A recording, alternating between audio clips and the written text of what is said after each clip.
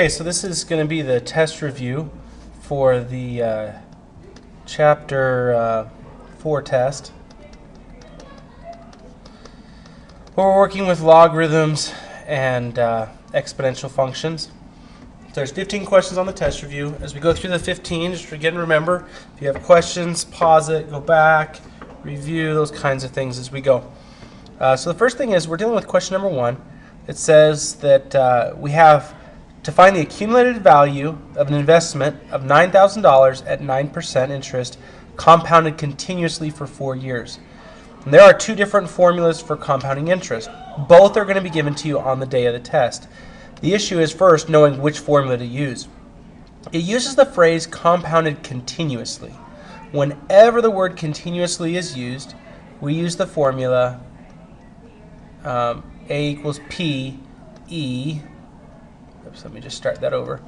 P e to the RT exponent. And so we know it's compounded continuously, so this is our formula. P represents the principal, or the amount was put in the account.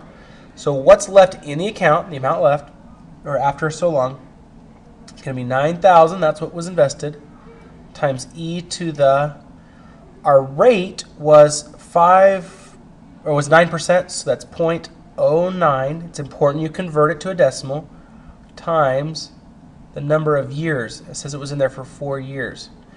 At this point, it's just a matter of using the calculator to make our final calculation. And so when we go start with 9,000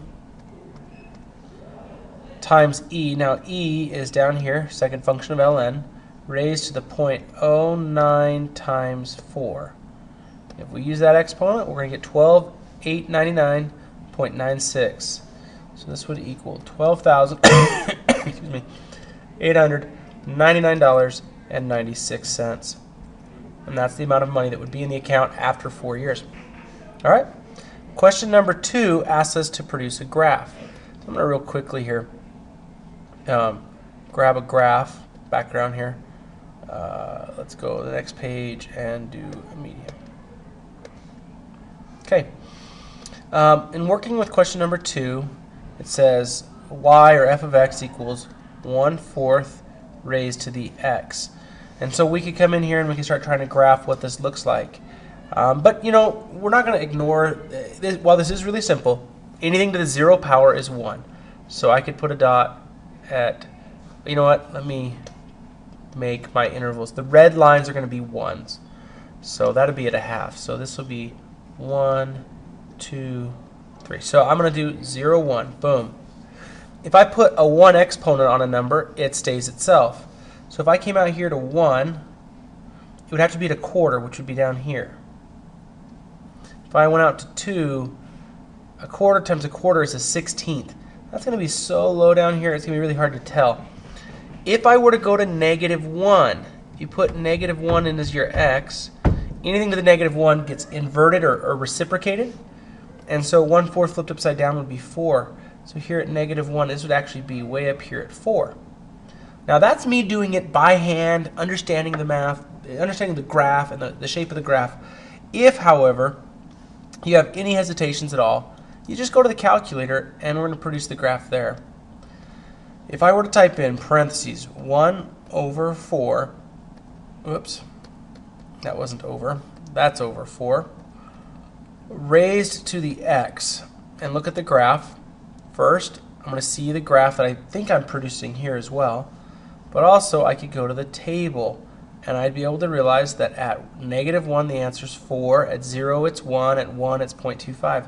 And really I need at least 2 points, but other than that it's not the end of the world. Now I'm going to do a really bad job of drawing this, but bear with me.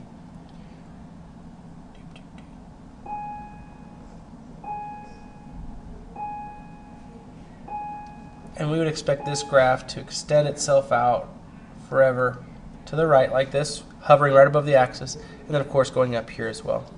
There's our graph. Question number 3, okay, we're going to do the same sort of deal, but what we have to understand is on the test, the graph is actually going to already be represented. So I'm going to go through and I'm going to draw this one really quickly. 1, 2, 2, 4. Okay, so let's imagine this graph's like this.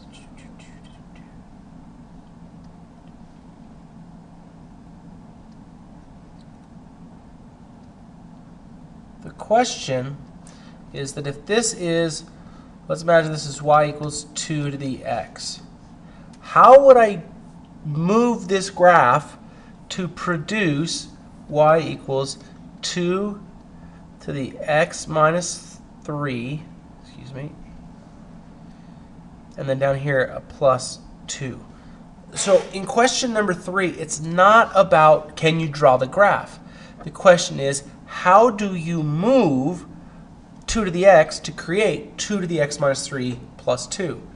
And so while you could try to do an analysis of the graphs and try to work with it, it's really about what's happening here and what's happening here. Okay? We have to understand, anytime we group something with x, it's a right-left movement. So this minus 3 has something to do with either the right or the left. Now, we also know that whenever something's grouped with x, we're going to take its opposite when we pull the number out. So really, we're not going to take the negative 3. We're going to take the opposite of negative 3, which is plus 3. That tells me I want to move each point 3 spaces right. Okay, but all I'm asking you to do is say move right 3 units. But then what does this plus 2 mean? Well, this plus 2 is not with the x, so it must be the y value shift, which is up or down. And because it's not grouped with a variable, we take it just the way it is. So that would mean it's going to come up 2. This one would come up 2. This one would come up 2. And so we'd say and up 2 units. This right here is the answer. Any drawing I'm doing is not the question. The question is just what would you do to move it? And you should be able to do that in just words. Tell me how much right or left, how much up or down, and you should be pretty good. If we go ahead and look at question number 4, 4, 5, and 6 are all very connected. Well, at least 4 and 5 are. It says log base b of 36 equals 2. So the question is, okay, how would I write this in exponential form? And what you have to do is you have to have a way of approaching this. The base of the problem is b, so that remains the base. We know that every log equals the exponent, and since this log equals 2, 2 must be the exponent on the base. And then that leaves us with only the insides, 36. This is the exponential form of the logarithm. If we take an exponential like 10 to the x equals 100, and we want to transfer it into log form, that's doing the exact opposite. Well, what's the base? Well, just like b in this exponential is the base of the log, 10 in this exponential would be the base of the log. By default, I do not have to write that 10 there. It doesn't matter, but you can write it if you feel it makes it easier to keep track of everything. Okay, and then just like the log here equaled 2, which was the exponent x means that the log must equal x, and the only thing left is the 100. And there's our answer. Now, in both of these, we probably could figure out what the variable is. In fact, on 5, I'm certain the variable is 2. 10 to the second is 100. On the top one, pretty sure it's got to be 6, because 6 squared is what gives me 36. But I don't want the variable. I just want to rewrite it. Okay? 4 and 5, the emphasis on can you rewrite it. Now, question number 6 is log base 2 of 4. Now, you could theoretically go and use a calculator to type this in, but by the time you've typed it in the calculator, you should have already known how to answer it. All logs are asking the same question.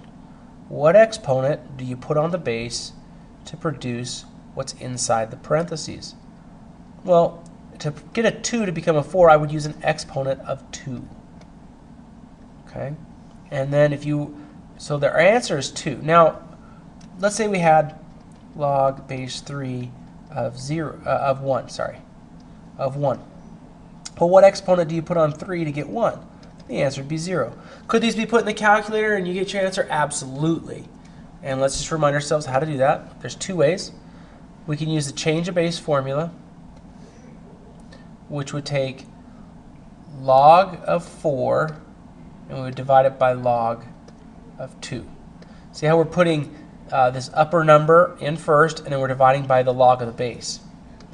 Gives us 2. The other option, if you go alpha window, the fifth option right here, is log base that gives you that subscript for the 2, and then of course the 4 goes there, and we get 2. So 6, while it could be done by calculator, it can also be done by hand. Okay, so we're going to roll ahead and do question number 7 now. As we flip the page over, 7, 8, 9, and even 10 are all about expansion rules. And so when we have log base 2 of 8x, we recognize that 8 and x are being multiplied. So we can expand this to create log base 2 of 8, and multiplication between the inner parts means plus between the logs, base 2 of x. Now this is an acceptable answer for like this test, but on the final it won't be. Because, come on, log base 2 of 8, well, what exponent do you put on a 2 to get 8? Well, 2 to the third power is equal to 8, and so we're really going to have log base 3 plus log base 2 of x. And that will be our final answer. Question number 8. It says log base 3 of 9 over x. Well, just like multiplication created addition, division is going to create subtraction. So we'll have log base 3 of 9 minus log base 3 of x. Minus because it came from the denominator. Now when I simplify here, again I think 3 to the second power is 9. So this is really a 2 minus log base 3 of x. Remember, the log is really asking what's the exponent. Question number 9, we have log base 7 of x to the 8th. The rule we're looking at here is what do you do with an exponent to get it out of that position? And the answer is it always comes out in front. So this would really be 8 log base 7 of x. And we're done. Number 10, it looks more complicated, but it's really not. It's log base w, whatever that is, of 9x over 4. When I look at this, I see there's 3 pieces, the 9, the x, and the 4. So I'm going to start out by writing log base w of log base w of and log base w of. Now I'm going to fill these in. I know a 9 goes in one spot, an x goes in the other, and 4 goes in the last. Because 9 and x are both from the numerator, they're going to remain positive. The guy from the denominator, the 4, its log should be negative. And we're done. There's no exponents to pull out or anything like that, so we're stuck. That brings us to 11. 11 asks us to go in reverse. We have log base 8 of x plus 8 minus log base 8 of x plus 6. And we want to compress these together. Well, the first thing we look for are exponents out in front. There's nothing in front of these, so there's no exponent to put back. The next thing I notice is, hey, I've got subtraction here. And that subtraction implies that when I push it all together, I'm going to have log of a fraction. Well, what goes in the fraction? Well, the positive piece goes in the numerator, and since x plus 8 comes from a positive log, right, this is positive out here, x plus 8 would go in the top. Because the x plus 6 comes from a log that's negative, we're going to put the x plus 6 in the bottom, and we would be done. Nothing else we really can do. Question number 12 says e to the 2x equals 4, and our job is to solve for x. Well, I see here the exponential base with an exponent is alone, which means I can write this in log form, similar to what I did on question number 5. Now, because it's base e, I'm going to use ln. It has a base e. You can write that base or you can leave it off. Ln of, well, the base has been accounted for. It can't be the 2x because they'd be right next to each other still. So it must be 4 equals 2x, and then the last step would of course be to divide by 2. So let's get our calculator out and make that happen. We start with the ln of 4, then we divide that answer by 2 to get 0.69. And we're done. Question number 13, okay, has log base 2 of x plus 2 plus log base 2 of x minus 4 equals 4.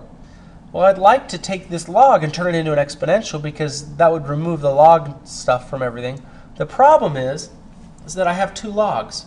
So first thing I need to do is potentially compress them. See that plus? It tells me that if I pushed these two logs into one log, I would have to multiply. And so I would have log base 2 of, oops, lost my 2, of x plus 2 times x minus 4, which I still need to figure out what that is, and that would equal 4. So this is solvable now. We're looking at a doable thing because we have one log. Real quickly, if we did FOIL this, log base 2 of x times x would be x squared. I'm going to get a minus 4x, but I'm also going to get a plus 2x. That's for minus 2x. And a 2 times a negative 4 is minus 8 equals 4. Now that I've got the log alone, one log on the side by itself, I can turn this into exponential form. The base is 2, so this becomes 2. The log equals 4, which is the exponent, so 2 to the 4th equals x squared minus 2x minus 8. Well, 2 to the 4th is 16, so I'm going to minus 16 in order to get 0 equals x squared minus 2x minus 24. Now that should be factorable. So I'm going to go through and factor x and x. Factors of 24 that have a difference of 2 would be 6 and 4. In order to get a negative 2, I'll need a negative 6 and a positive 4. And because this all equals 0, x could be 6 or it could be negative 4. Now if I come back up here and look at those answers, if I put 6 in here, 6 plus 2 is 8, 6 minus 4 is 2. Those are doable problems. If, however, I put negative 4 in, negative 4 plus 2 is negative 2, and negative 4 minus 4 is negative 8. Those answers are not going to work. You can't take the log with a negative, and so the only acceptable answer would be 6. Okay, that takes us to question 14.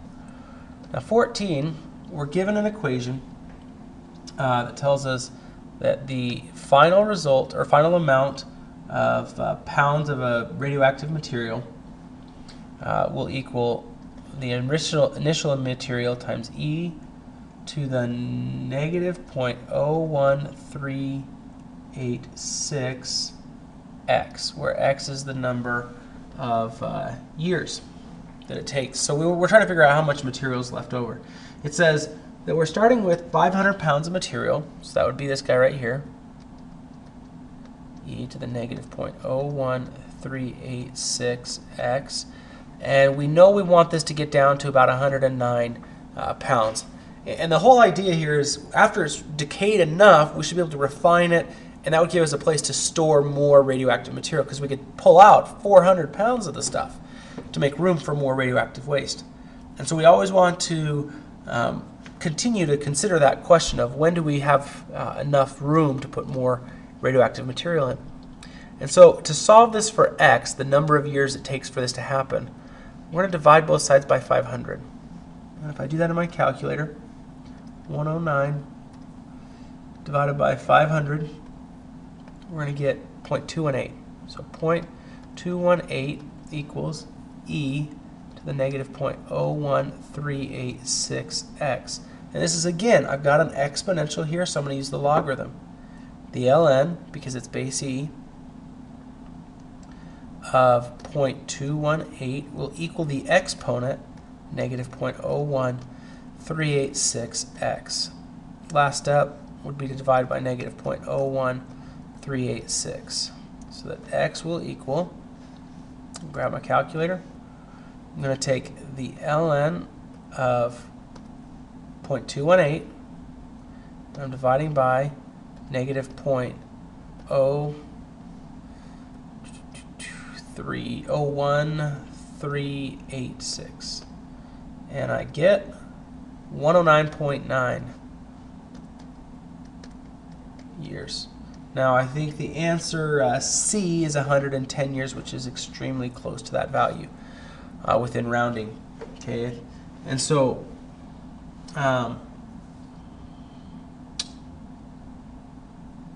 if we look at question number 15, we're going to have to do a little bit of investigation on 15. We're given a table of values where the years since 1995 be 0, 1, 2, 3, 4, and 5. That takes us through 2000. We notice the number of days, percentage of days which have a 2% swing. Okay, we go 2, 5, 8, 18, 23, and 49. Now the key issue here is that they're asking us to create a model, an exponential model using a graphing utility, and that's what we're going to do. We're going to go to a graphing utility. First thing we have to do is press Stat and edit. We want to edit the list. Now I've already inserted the data, but I put the x's in one and the y's in the other. I'm going to hit Stat again. This time I will slide over to Calc. I would like to run an exponential regression. So I'm going to go down for a little while. And there it is, 0. And you can keep going, but not a lot of those are going to work for us. We like the exponential because that's what we were asked to find, was an exponential model. And you can be sure they'll ask you for an exponential model again. So I'm going to say this is 2.354. That goes where the a is, times 1.84 raised to the x. So y equals 2.354 times 1.842 raised to the x. Okay. Now, if we look at the multiple choice answers, none of them are great. They all have little differentiations or differences. But if you look at B, it has the correct base or starting value. Okay, that's what it's starting at. And so what we want to consider is that if that's the starting value, that matches in this case. If x is 0, this would go away, and that would be my starting value. So I like that, and that it has the correct starting value. However, if I wanted to check it, one of the interesting things about the answer, 2.353 e to the 0.61x, okay, this thing right here, if I put e to the 0.61 in my calculator,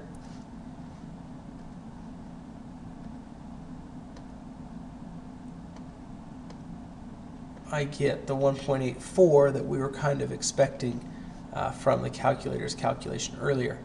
So we know that the answer in this problem is B, as evidenced by those two indicating values. Good luck, and hopefully that's enough to remind you of what you learned in class.